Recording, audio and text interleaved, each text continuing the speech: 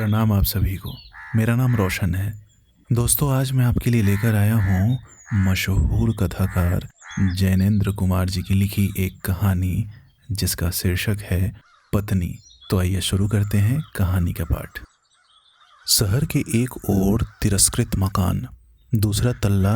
वहाँ चौके में एक स्त्री अंगीठी सामने लिए बैठी है। अंगीठी की आग राख हुई जा रही है।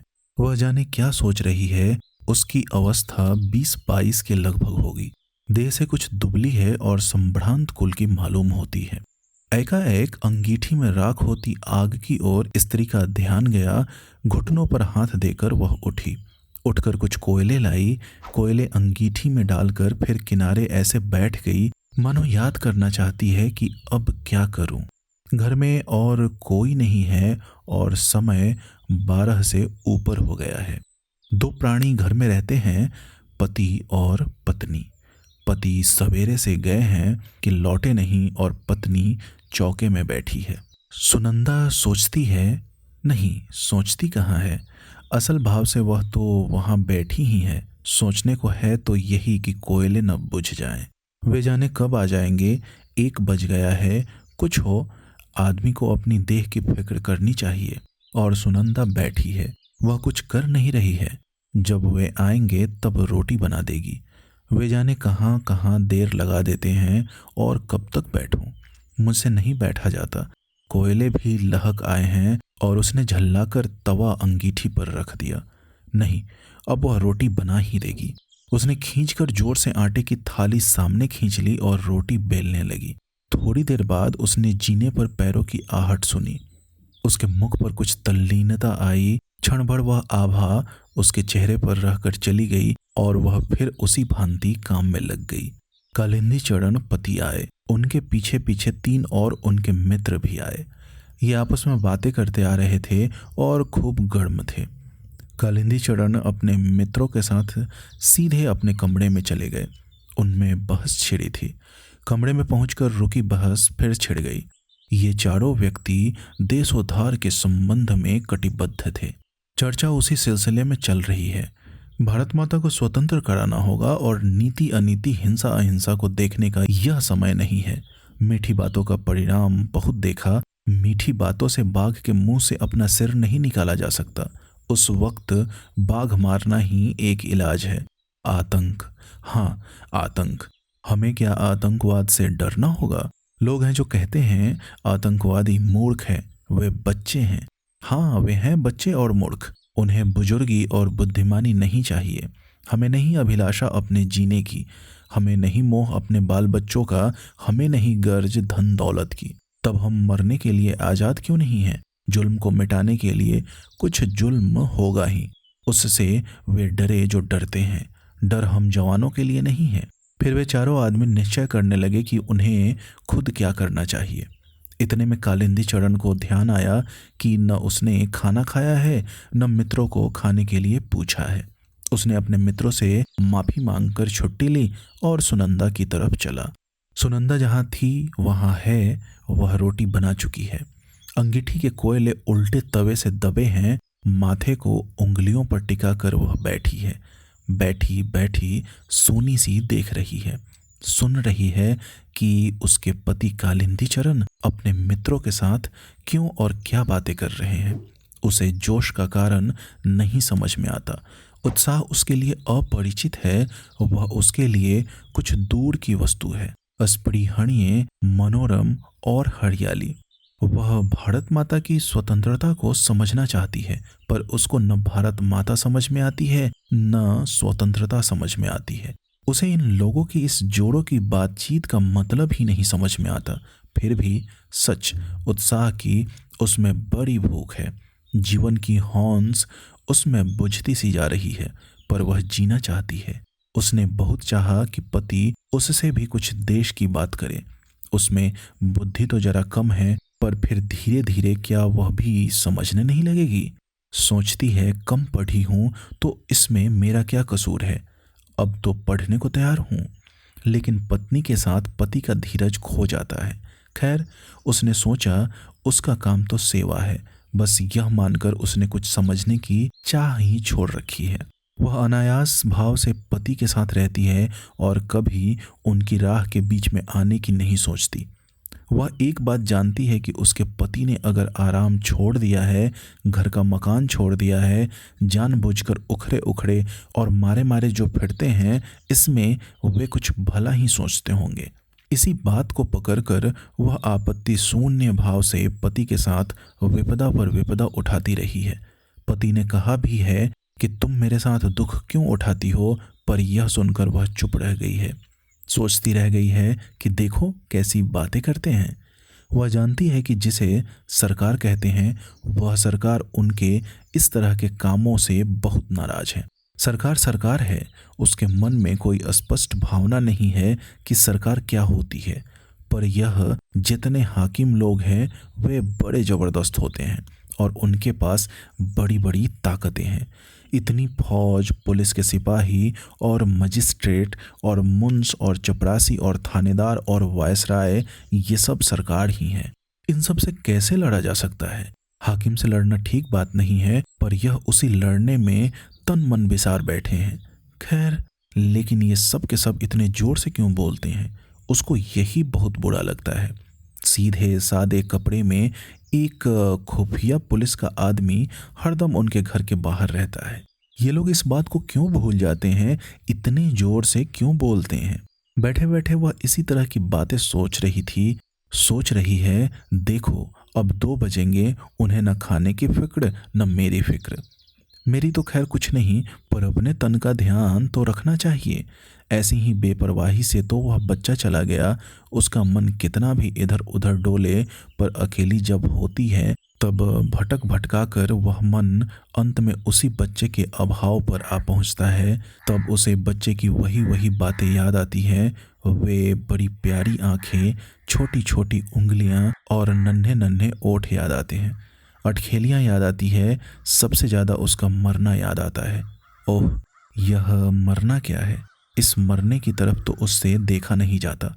यद्यपि वह जानती है कि मरना सबको है, उसको मरना है, उसके पति को मरना है, पर उस तरफ भूल से क्षण भर देखती है तो भय से भर जाती है।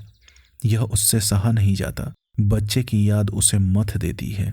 तब वह विह्वल होकर आंखें पोंछती है और हठात इधर उधर की किसी काम की बात में अपने को उलझा लेना चाहती है।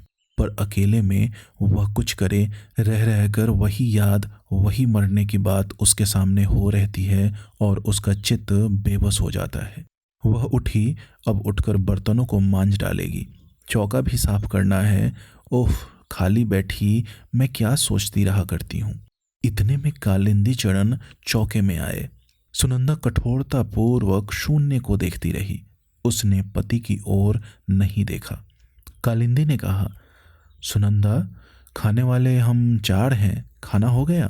सुनंदा चून की थाली और चकला बेलन और बटलोई, खाली बर्तन वगैरह उठाकर चल दी, कुछ भी नहीं बोली।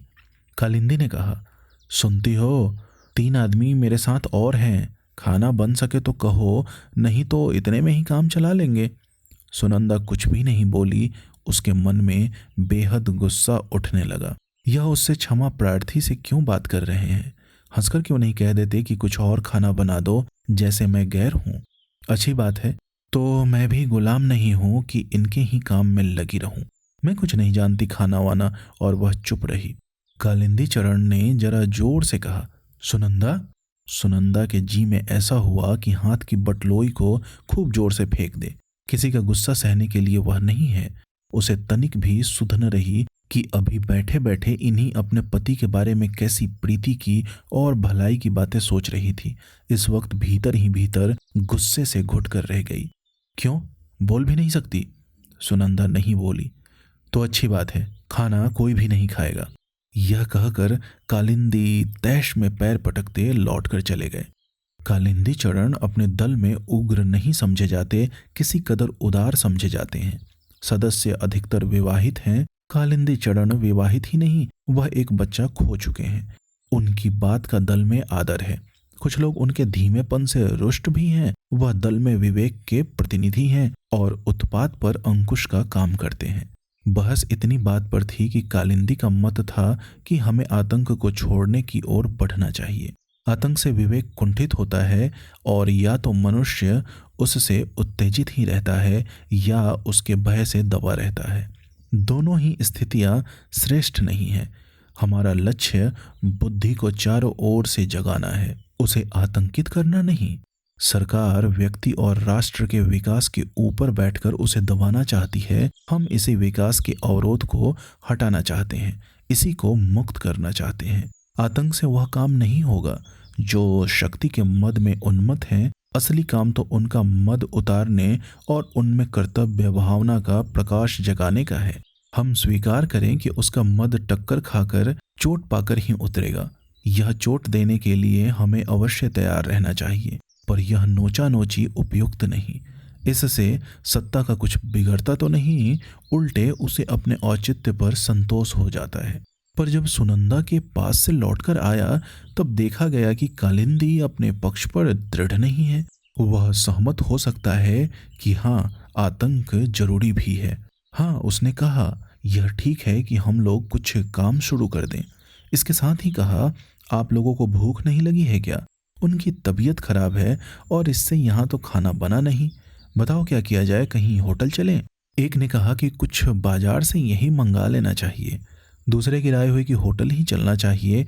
इसी तरह की बातों में लगे थे कि सुनंदा ने एक बड़ी सी थाली में खाना परोसकर उनके बीच ला रखकर वह चुपचाप चली गई। फिर आकर पास ही 4 गिलास पानी के रख दिए और फिर उसी भांति चुपचाप चली गई। कालिंदी को जैसे किसी ने काट लिया। तीनों मित्र चुप रहे।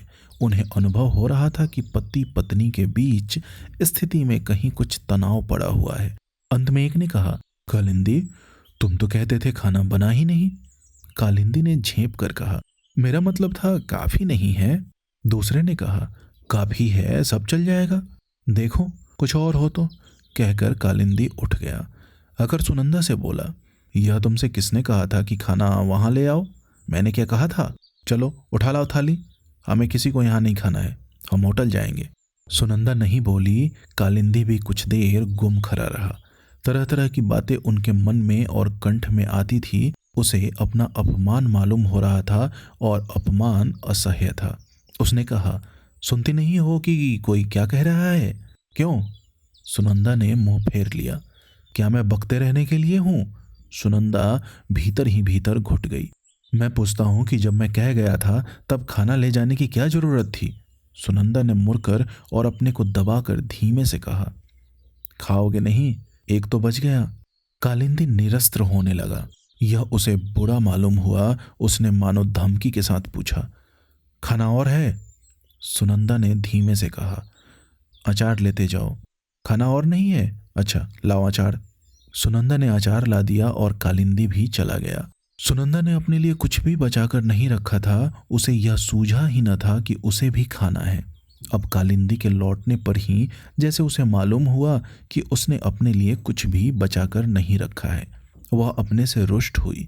उसका मन कठोर हुआ, इसलिए नहीं कि क्यों उसने खाना नहीं बचाया, इस पर तो उसमें स्वाभिमान का भाव जागता था।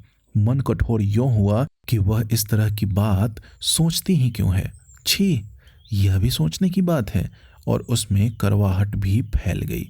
हठात यह उसके मन को लगता ही है कि देखो, उन्होंने एक बार भी नहीं पूछा कि तुम क्या खाओगी। क्या मैं यह सह सकती थी कि मैं तो खाऊं और उनके मित्र भूखे रहे? पर पूछ लेते तो क्या था। इस बात पर उसका मन टूटता सा था, मानो उसका जो तनिक सा मान था वह भी कुचल गया हो। वह रह रहकर अपने को स्वयं तिरस्कृत कर लेती हुई कहती है कि छी छी सुनंदा, तुझे ऐसी जरा बात का अब तक ख्याल होता है? तुझे तो खुश होना चाहिए कि उनके लिए एक रोज भूखे रहने का पुण्य तुझे मिला है। मैं क्यों उन्हें नाराज करती हूँ? अब से नाराज न करूंगी, पर वह अपने तन की भी सुध तो नहीं रखते। यह ठीक नहीं है, मैं क्या करूं? और वह अपने बर्तन मांजने में लग गई। उसे सुन पड़ा कि वे लोग फिर जोर शोर से बहस करने में लग गए हैं। बीच बीच में हंसी के कहकहे भी उसे सुनाई दिए। ओह, सहसा उसे ख्याल हुआ, बर्तन तो पीछे भी मल सकती हूँ, लेकिन उन्हें कुछ जरूरत हुई तो? यह सोचकर झटपट हाथ धो वह कमरे के दरवाजे के बाहर दीवार से लगकर खड़ी हो गई। एक मित्र ने कहा, अचार और है? अचार और मंगाओ यार। कालिंदी ने अभ्यासवश जोर से पुकारा, अचार लाना भाई, अचार। मानो सुनंदा कहीं बहुत दूर हो, पर वह तो बाहर लगी खड़ी ही थी। उसने चुपचाप अचार लाकर रख दिया। जाने लगी तो कालिंदी ने तनिक स्निग्ध वाणी से कहा, थोड़ा पानी भी लाना। और सुनंदा ने पानी ला दिया, देकर लौटी। फिर बाहर द्वार से लगकर ओट में खड़ी हो गई, जिससे कालिंदी कुछ मांगे तो जल्दी से ला दे। दोस्तों, उम्मीद करता हूँ यह कहानी आपको अच्छी लगी होगी। ऐसी ही ढेरों कहानियाँ सुनने के लिए आप हमारे चैनल से जुड़े रहें। बहुत बहुत धन्यवाद।